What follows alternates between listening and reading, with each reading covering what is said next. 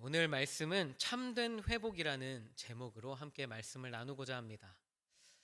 현대를 살아가는 우리들, 옆에 계시는 분들 겉모습을 한번 보시겠습니까? 지금 어떤 모습을 하고 계시는지, 어떤 옷을 입고 계시는지, 어떤 표정을 하고 계시는지. 마스크를 벗고 있는 게 저밖에 없어가지고 표정은 잘 안 보이시겠지만, 네. 현대인들이 겉으로 보기에는 참 멀쩡하게 잘 살아가는 것 같아 보이지만 그 마음 가운데, 특별히 그 마음 가운데를 들여다보면 아픔이 없고 두려움이 없고 힘듦이 없는 사람은 한 명도 없습니다. 이 땅을 살아가는 것이 참 태연하게 살아가고 있지만, 아무렇지 않은 척 살아가고 있지만, 그 마음을 깊이 들여다보면 아픔이 없는 사람이 한 명도 없다는 것입니다. 미움, 원망, 속상함, 분노, 이런 감정들이 온갖 뒤섞여 있어가지고 나도 모르는 사이에 갑자기 툭툭 튀어나올 때가 있다는 것이지요. 이번에 명절을 보내면서 많은 가족들과 행복한 시간 보내셨지요? 저만 보냈습니까? 여러분, 그 명절 때 행복한 시간들 보내셨지요? 네, 덜어는 가족들 사이에 남아있는 그 미움과 그 원망과 그 서로를 향한 질책들 때문에 간혹 행복하지 못한 시간들을 보내고 오는 가정들도 있다고 합니다.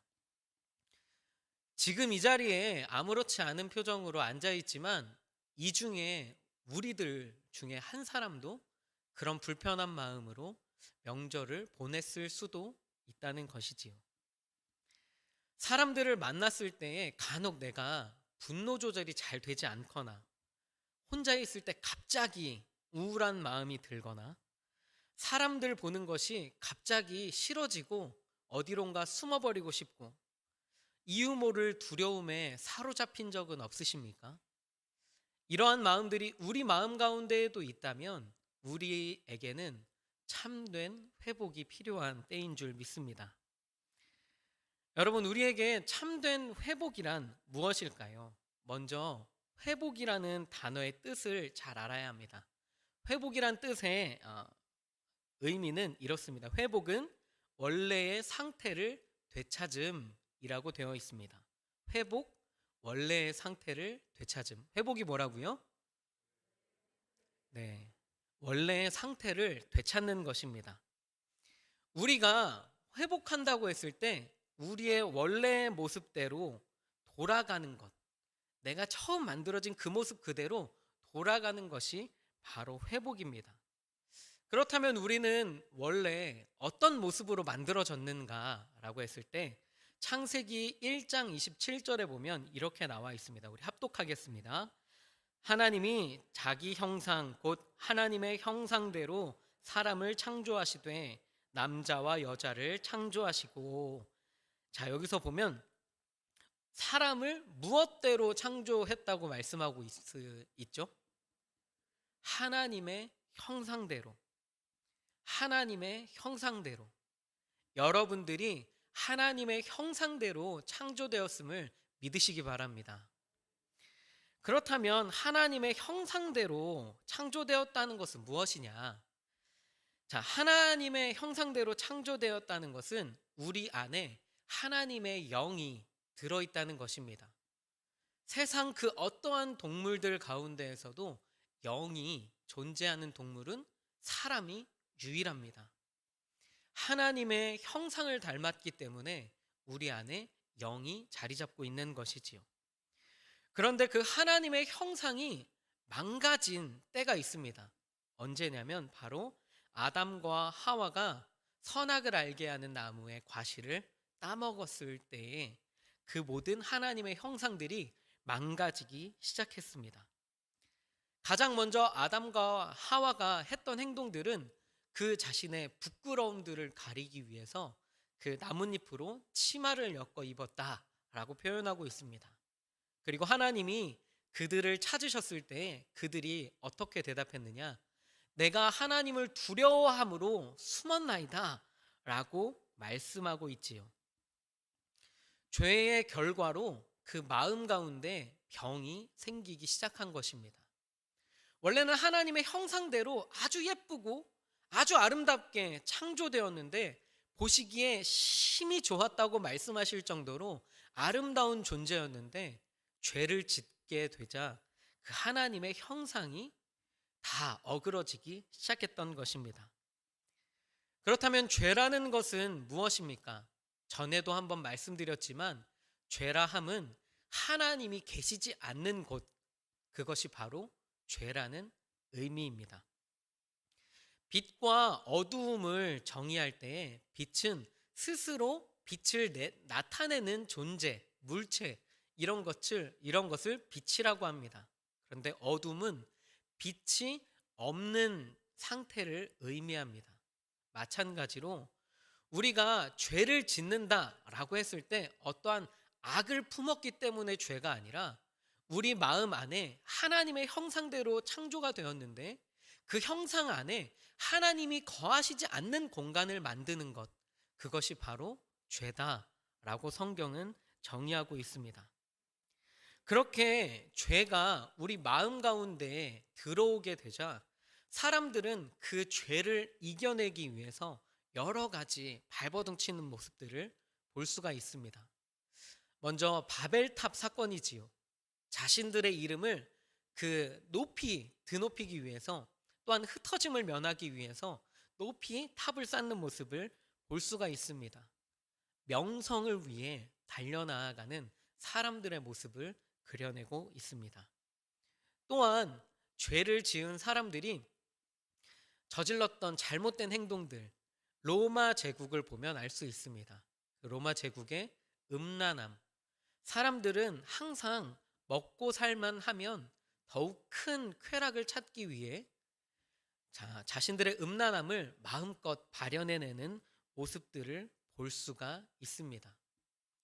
죄악으로 마음이 어지럽혀지자 하는 행동들이 전부 하나님 보시기에 안 좋은 행동들만 골라서 하게 되었던 것입니다. 이런 노력들, 이런 행동들을 잘 나타내는 한국식 격언이 있습니다. 언발의 오줌 누기라는 격언입니다.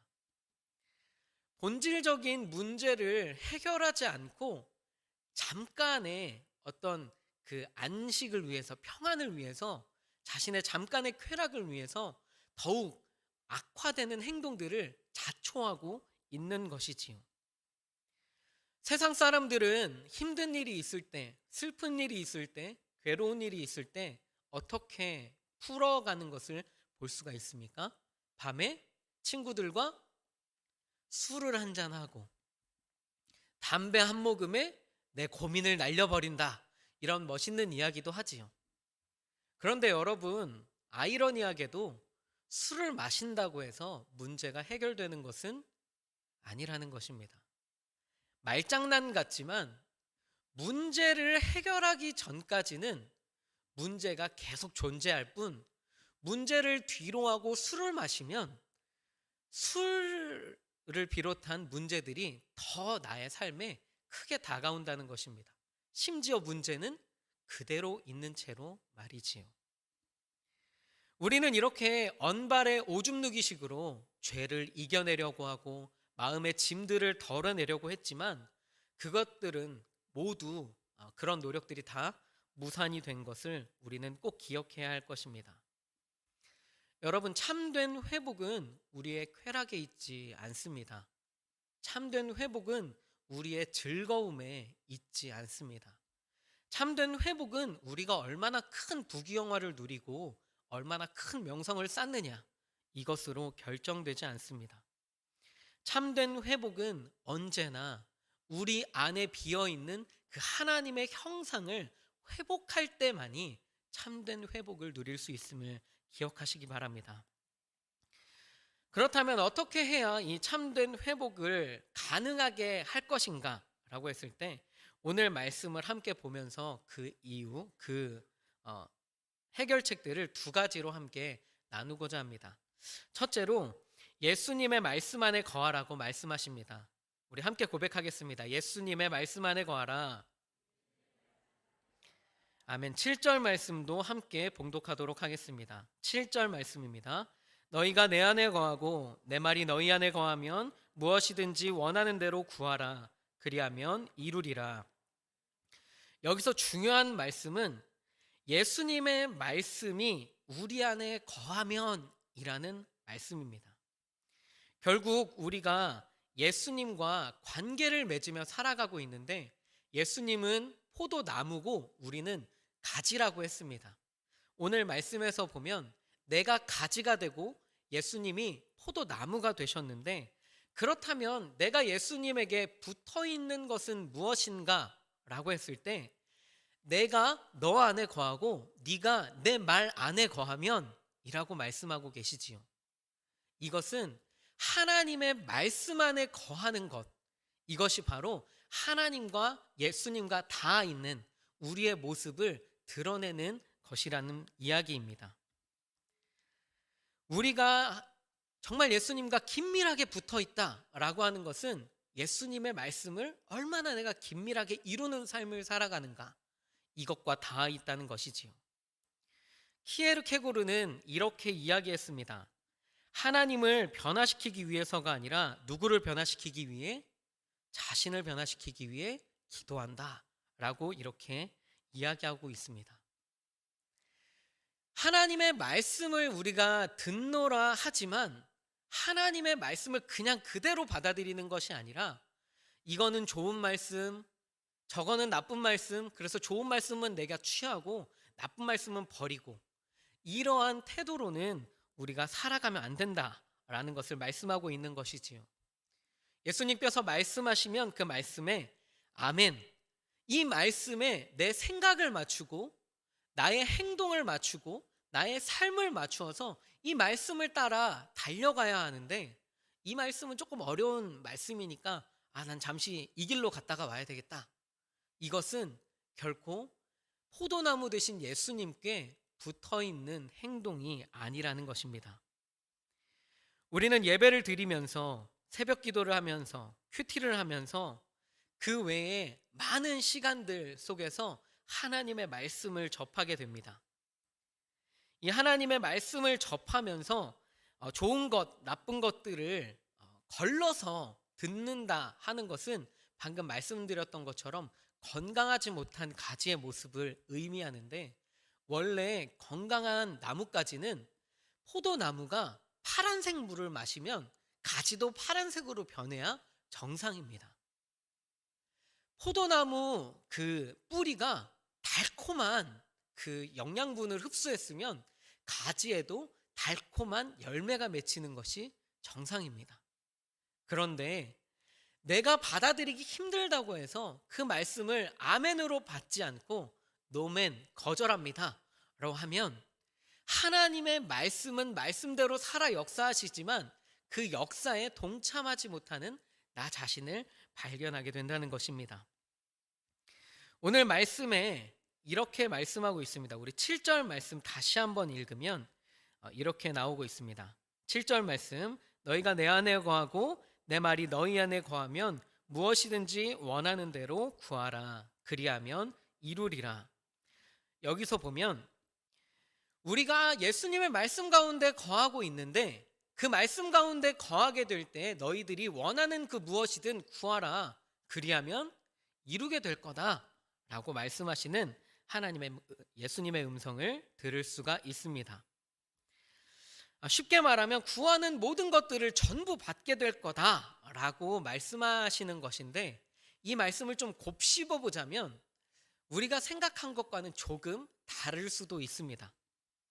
먼저 너희가 내 안에 거하고 내 말이 너희 안에 거하면 이라는 전제가 붙잖아요. 이 하나님의 말씀이 내 안에 이미 거한다는 것입니다. 그 말씀이 내게 소화가 되고, 그래서 내가 말씀과 동화가 되고, 그래서 내가 이제 원하는 것들을 구할 상황이 되어버리면 이미 나는 누구의 마음과 합한 사람인가요?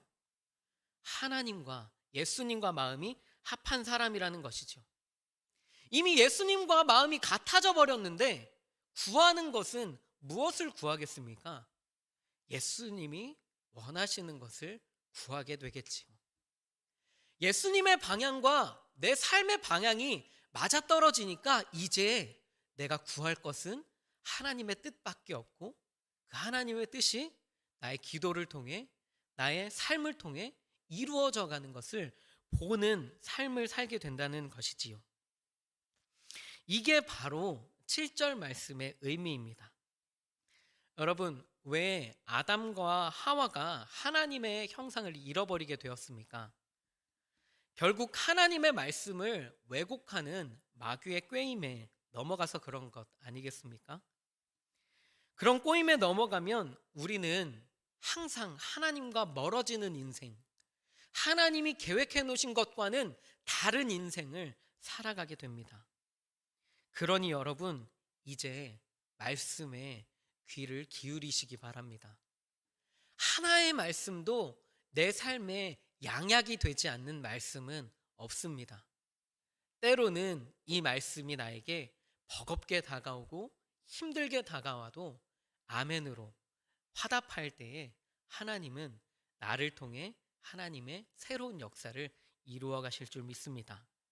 더불어서 내가 그렇게 하나님의 말씀을 잘 받아서 누리는 것, 그 삶을 통해 그 말씀을 또다시 흘려보내는 것, 이러한 삶이 나의 영혼을 참된 회복의 길로 접어들게 함을 기억하시기 바랍니다. 하나님의 말씀, 예수님의 말씀을 따라 살아감으로 참된 회복을 누리는 여러분들 되시기를 축복합니다. 두 번째로 말씀하시는 것, 그것은 계명을 지켜 사랑 안에 거하라 말씀하십니다. 우리 함께 고백하겠습니다. 계명을 지켜 사랑 안에 거하라. 아멘. 우리 9절과 10절 말씀도 함께 봉독하도록 하겠습니다. 9절 말씀입니다. 아버지께서 나를 사랑하신 것 같이 나도 너희를 사랑하였으니 나의 사랑 안에 거하라. 내가 아버지의 계명을 지켜 그의 사랑 안에 거하는 것 같이 너희도 내 계명을 지키면 내 사랑 안에 거하리라.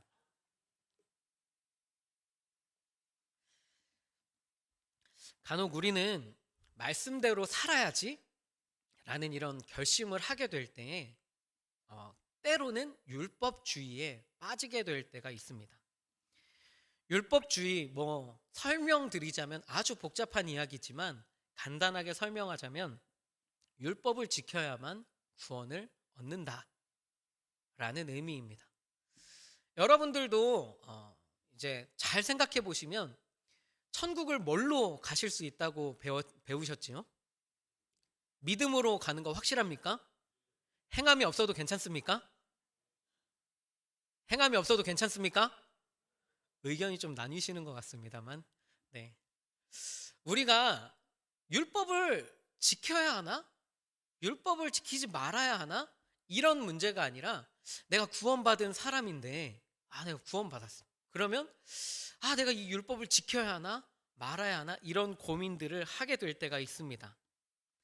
율법을 지켜야만 천국에 올라간다고 생각하는 것은 율법주의입니다. 그러나 율법주의에 빠지지 않고 율법을 꼭 지켜야 하는 이유가 있습니다. 오늘 말씀에 보면 내가 아버지의 사랑 안에 거하는 것 같이 너희도 내 사랑 안에 거하라고 이야기를 하면서 계명 안에서 사랑을 받으라 라고 말씀하고 있습니다. 너희도 내 계명을 지키면 내 사랑 안에 거하리라 말씀하고 있는 것이지요.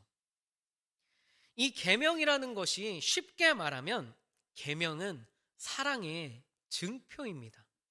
사랑의 증표. 이 계명을 지킨다고 해서 천국에 가고 지옥에 가고 이 당락이 결정되는 것은 아니지만 이 계명을 지키는 사람이 하나님께 사랑을 표현할 수도 있고 또한 그 계명을 통해 사랑을 받을 수도 있고 라는 의미가 담겨 있다는 것이지요. 우리가 삶을 살아가면서 수많은 관계들을 맺습니다. 여러분 지금 이 교회 안에도 수많은 관계들이 있지요. 좋은 관계도 있고 나쁜 관계도 있습니다.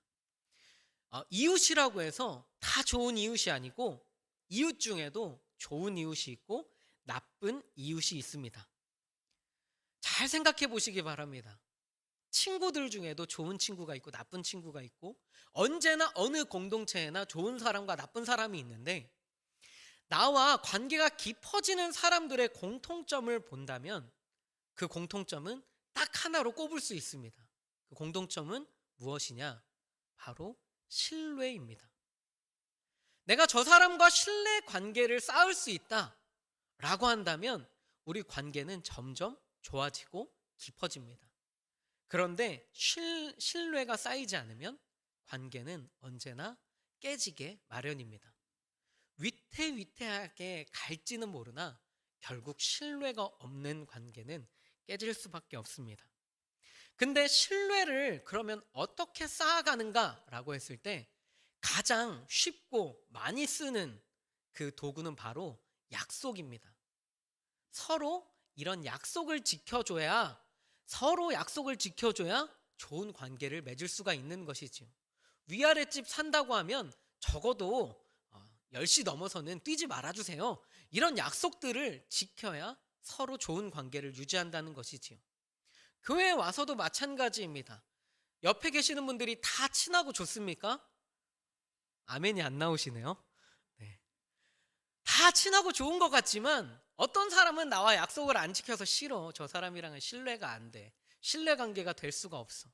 라고 생각해서 조금씩 멀어지기도 하고 내가 세워놓은 룰을 저 사람이 자꾸 침범해 오면 선을 긋기도 하지요.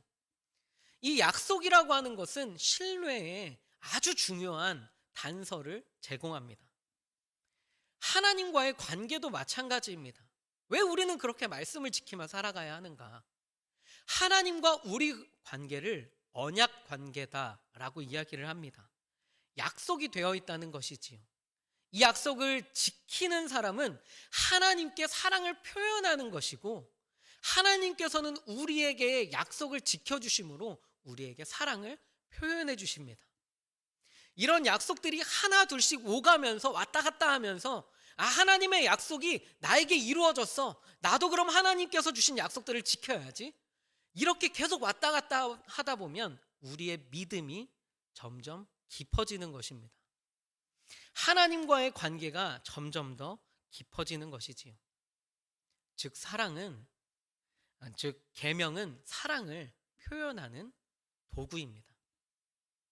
사랑을 표현하는 수단이 바로 계명인 줄 믿으시기 바랍니다. 그런데 때때로 우리는 계명을 하나님의 말씀을 올무처럼 여길 때가 있습니다. 벗어나려고 하면 할수록 아주 그냥 난 이거 안 지킬 거야 라고 하면 할수록 마음에 그냥 답답하고 내가 이 말씀 안 지키면 너무 힘들고 외면하면 외면할수록 내 마음 깊숙이 파고드는 것 같은 그런 말씀들, 뭔가 이거 안 지키면 지옥에 떨어질 것 같은 그런 마음들, 자칫 잘못하면 율법주의로 빠질 수가 있다는 것이지요. 그때 우리에게 필요한 성경에 대한 접근 방식은 이거 사랑 표현하는 수단이야. 말씀을 지키지 않아도 나는 천국에 올라갈 믿음을 가지고 있지만 하나님과 깊이 있는 관계를 맺어야지 라는 마음으로 계명을 하나하나 지켜나아갈 때에 하나님과의 관계가 깊어지는 여러분들 되시기를 축복합니다. 그렇게 우리가 예수님과의 말씀, 계명들을 지킴으로 하나님께 우리의 사랑을 표현하게 되면 어떤 일이 일어날까? 그것은 오늘 본문 말씀 5절에 나오는 것을 볼 수 있습니다. 5절 말씀을 함께 봉독하도록 하겠습니다. 나는 포도나무요 너희는 가지라. 그가 내 안에 내가 그 안에 거하면 사람이 열매를 많이 맺나니 나를 떠나서는 너희가 아무것도 할 수 없음이라. 아멘. 열매를 많이 맺는다고 했습니다. 우리가 하나님과 긴밀한 관계를 맺으면 무엇을 많이 맺어요? 열매를 많이 맺는다.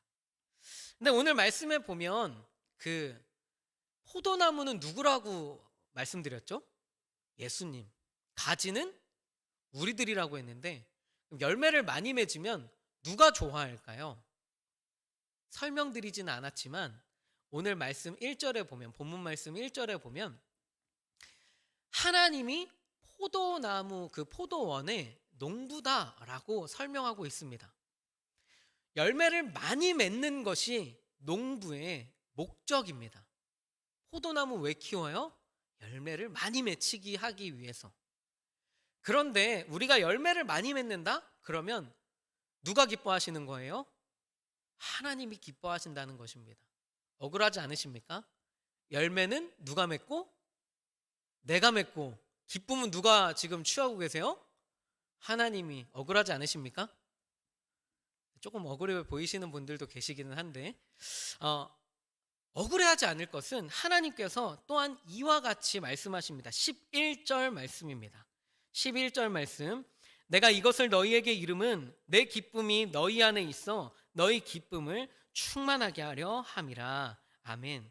이 말씀 잠깐만 띄워주시고, 자, 여러분, 여기에 보면 누구의 기쁨이 우리에게 오는 것일까요? 이 지금 예수님의 말씀인데 예수님의 기쁨이 우리에게도 오게 된다. 너무 중요한 말씀입니다. 내가 열매를 많이 맺어서 나 이런 사람이야! 이런 기쁨이 아니라 내가 열매를 맺음으로 하나님이 기뻐하시네? 그 기쁨이 우리에게도 온다는 것입니다. 나만 힘들고 막 축나고 어렵고 괴롭고 이래서 하나님이 영광 받으시는 게 아니라 결국 열매는 내가 맺지만 기쁨은 하나님이 누리시고 그 기쁨이 누구에게까지? 나에게까지 온다는 것입니다. 여러분, 그 열매를 맺는 즐거움이 기쁜 것은 내가 이만큼 대단한 사람이기 때문에 즐겁고 행복한 것이 아니라 하나님의 기쁨이 되었기 때문에 즐거운 것입니다. 우리에게 큰 기쁨이 밀려왔다? 이것은 나의 성취감이 아니라 하나님께 내 자신을 올려드렸다는 사랑이 전달되었다는 것에 대한 흡족함이고, 하나님의 그 흡족함과 기쁨과 평안들을 내가 바라보면서 내가 그 기쁨에 동참하게 되는구나. 이것이 바로 오늘 말씀이 우리에게 주는 메시지입니다. 여러분, 참된 회복에 대한 말씀을 나누면서 왜 하나님의 기쁨에 관한 이야기까지 이야기하게 되었을까요? 그것은 나의 기쁨이 아니라 하나님의 기쁨을 위해 살아가게 될 때에 하나님의 기쁨이 우리의 기쁨이 되므로 우리의 삶이 참된 회복이 넘쳐나게 된다는 의미입니다.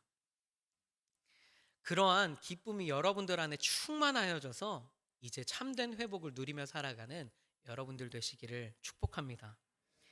이제 말씀을 맺고자 합니다. 사랑하는 우리 양문교회 성도 여러분, 참된 회복이란 지음받은 모습 그대로의 모습으로 돌아가는 것입니다. 연휴 때 집에서 잠을 깊게 자고 오래 자면 육신은 회복될지 모르나 우리의 영은 회복되지 않습니다. 가족들과 단순히 그냥 행복한 시간들만 보내면 뭔가 우리의 마음은 푸근해지고 따뜻해지는 것 같으나 우리의 영은 회복되지 않습니다. 지금까지 우리가 추구했던 행복들, 만족들이 그냥 단순히 육신의 회복 혹은 마음의 회복 이런 것들만 구하며 살아가셨다면 이제 영의 회복까지 구해야 할 때입니다. 그가 내 안에, 내가 그 안에 거하기 위해 이제 예배의 자리로 나아오시기 바랍니다. 예수님을 마음에 모시기 위해 말씀을 읽고 하나님의 뜻을 이루기 위해 기도하시기 바랍니다. 이렇게 예수님께 딱 달라붙어 있는 모습을 통해 우리의 원래 모습 그대로 회복이 일어나는 참된 회복을 누리는 여러분들 되시기를 축복합니다.